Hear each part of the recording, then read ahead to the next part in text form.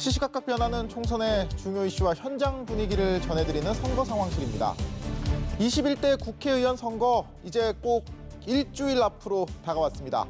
집토끼 비유되는 지지층 확실하게 단속하고 산토끼 해당하는 부동층의 마음 얼마나 더 얻느냐에 따라 남은 기간 판세는 크게 출렁일 것으로 보이는데요. 우선 더불어민주당 코로나19 사태에서 정부의 위기 대처 능력이 긍정적인 평가받으면서 253개 지역구 의석 중 130석은 충분히 달성할 것으로 보고 있습니다. 나아가 그 이상을 얻을 수 있다는 기대감까지 엿보입니다. 그동안에는 우리가 과반수를 못 얻었기 때문에 항상 발목 잡혀가지고 일을 제대로 못했는데 이번에는 우리 당이 단독으로 과반수를 넘겨서 개혁과제를 완수할 수 있는 좋은 기반이 지금 닦여지고 있습니다. 수도권에서는 유리한 흐름 만들어졌고 여기에 부울경 지역에서도 지난 총선에서 얻은 8석 그 이상 가져오겠다는 기세입니다. 민주당에게 부울경은 적지 않은 의미가 있죠. 낙동강 하류 따라서 노무현 전 대통령 고향 있죠. 문 대통령 사저 있죠. 또 문 대통령 정치적 고향인 부산 사상구도 있습니다. 지난 지방선거에서 확실하게 보여준 민주당의 영남권 동진 계속 되느냐 마느냐가 이번 총선에 달려 있다는 겁니다. 자, 오늘 이낙연 선대위원장이 종로 유세 잠시 접고 부산으로 달려간 이유 바로 여기에 있습니다. 이 위원장 부산 경남 지역 여러 선거구들 1시간 단위로 바쁘게 넘어다녔는데요. 직전 국무총리이자 여권 유력 대선주자로서의 인지도 적극 활용한 지원 사격 단단히 작정하고 나선 모습이네요.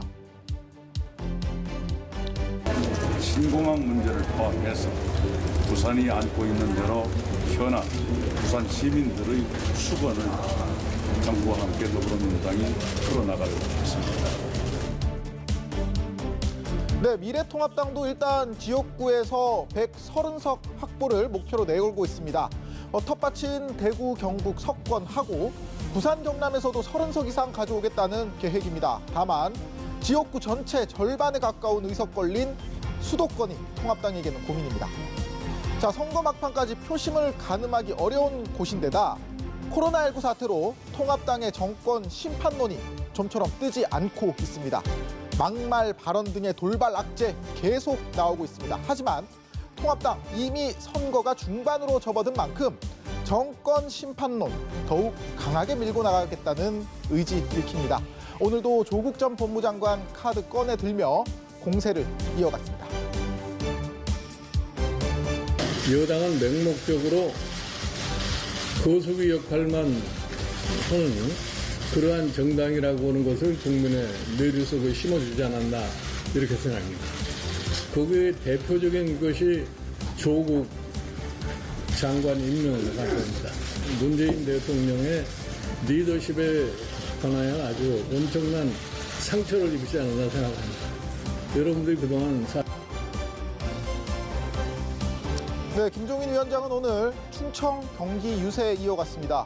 오는 금요일과 토요일 이뤄지는 사전투표일까지 수도권 집중 유세 통해서 정권 심판론 불씨 살리겠다는 전략인데요.